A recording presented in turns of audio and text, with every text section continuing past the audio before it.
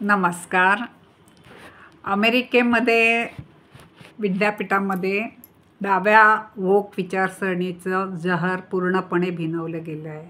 संस्कृती, देशप्रेम या संबंधित सगळ्या भावना, आस्था, श्रद्धा नष्ट करून टाकणं हे या विचारसरणीचं मुख्य उद्दिष्ट आहे.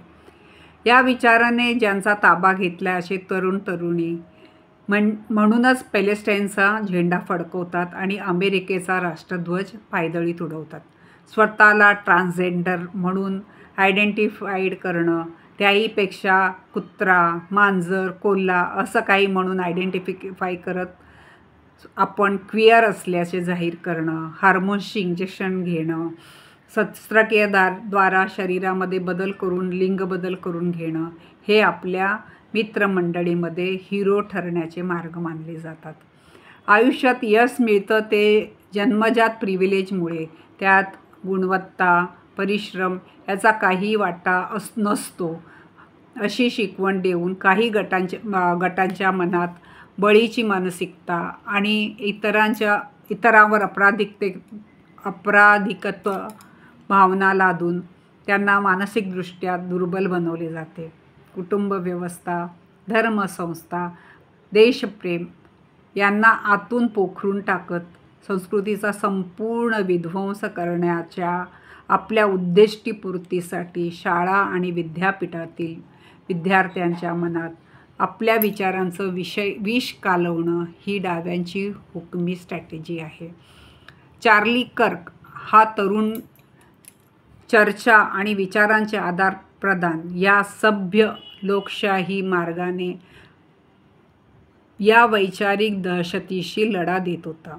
त्याच्या तथ्याधारित आणि तर्कशुद्ध मांडणीमुळे त्याची मते तरुणांना पटू लागली आणि आपल्या वैचारिक विरोधावर होमोफोब, इस्लामोफोब, झेनोफोब असे शिक्के मारून त्यांना कॅन्सल करण्याचं डाव्यांचं हत्यार चार्लीसमोर बोथट ठरू लागलं.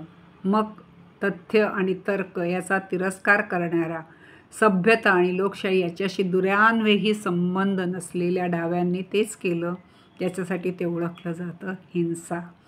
चार्ली कर्क याची सगळीच मतं पटण्यासारखी होती असं नाही, पण त्याच्या विचारांचा प्रतिवाद न करता त्याला गोळी घालून वोक विचारसरणीला लिबरल म्हणून ओळखलं जावं यासारखं विडंबन दुसरं कोणतंही नसेल. त्याला मारणारा टायलर रॉबिन्सन हा तरुण अमेरिकेतील उटाह या देशप्रेमी सुसंस्कृत घरातील होता. विद्यापीठाच्या प्रवेश परीक्षेतील उत्तम कामगिरीमुळे त्याला शिष्यवृत्तीही मिळाली होती, पण विद्यापीठातील सांस्कृतिक मार्क्सवादी वोक प्राध्यापक व तेच विचार भिनलेले विद्यार्थी यांच्या प्रभावामुळे द्वेषपूर्ण, विकृत, हिंसक डाव्या विचारसरणीने बघता बघता त्याचा ताबा घेतला. एका ट्रान्सजेंडर व्यक्तीबरोबर तो लिव्ह-इनमध्ये राहू लागला. चार्ली कर्क ट्रान्सजेंडरिझमच्या विरोधी विचार त्याला सहन न झाल्यामुळे त्याने चार्लीची गोळ्या झाडून हत्या केली. ह्या सप्टेंबर 13-14 ही गोष्ट झाली 2025च्याच.